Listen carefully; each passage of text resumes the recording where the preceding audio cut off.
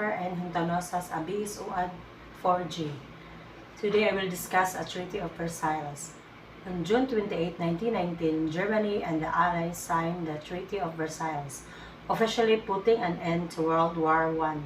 The treaty was formed because Germany was obligated under the terms of the treaty to make financial obligated under the terms of the treaty to make financial reparations, disarm, cede territory, and give up all of its colonies abroad. It also called for the establishment of the League of Nations, an organization that President Woodrow Wilson has originally proposed in his 14 points address and ardently endorsed.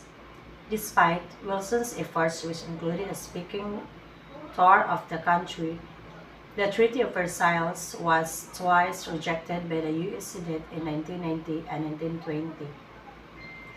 Despite never joining the League of Nations, the United States ultimately signed a separate peace treaty with Germany in 1921.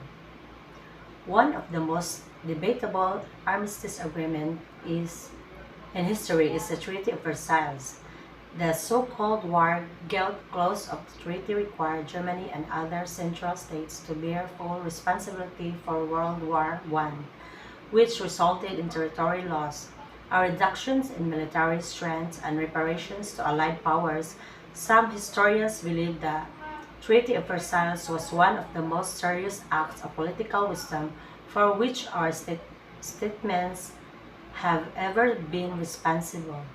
In the words of British economist John Maynard Keynes, and that it contributed to the economic and political instability in Germany that allowed for the formations of the National Socialists just a year later.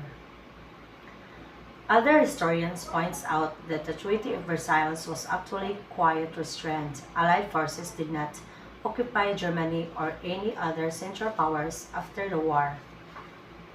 Germany's reparations would take decades to be fully paid, though the agreement was also far kinder than the Armistice Agreement that Germany compelled Russia to sign when that country negotiated its withdrawal from the war a year earlier.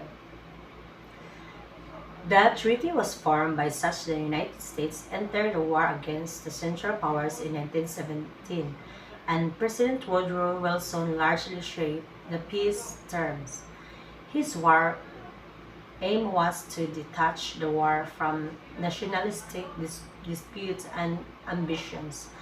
On 8 January 1918, Wilson issued 14 points. They outlined a policy of free trade, open agreements, and democracy while the term was not used. Self-determination was assumed.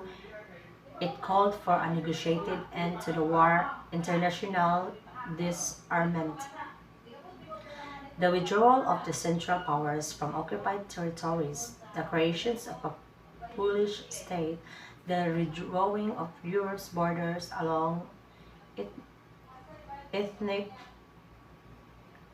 ethnic lines, and the formations of a League of Nations to guarantee the political independence and territorial democratic peace and compromise by territorial annexation. The 14 points were based on the research of the inquiry, a team of about 150 advisors led by Foreign Policy Advisor Edward M. House into the topics likely to arise in the expected peace conference. The Treaty of Versailles outlined the conditions of peace between Germany and the victorious allies led by the United States, France, and the United Kingdom. Other Central Powers signed different treaties of the allies. The Treaty of Versailles initially made a peace treaty between the allies and Germany. It ended up essentially being three individuals with radical different agendas all trying to put what they wanted onto this treaty, which ended up satisfying only one Clementius of France. Clementius only aim with the treaty was to ensure Germany would never be strong enough to ever have a war again, which is what it seemed that treaty had accomplished, as the terms of the treaty were so harsh on Germany that it seems the country would never again do anything near a major war.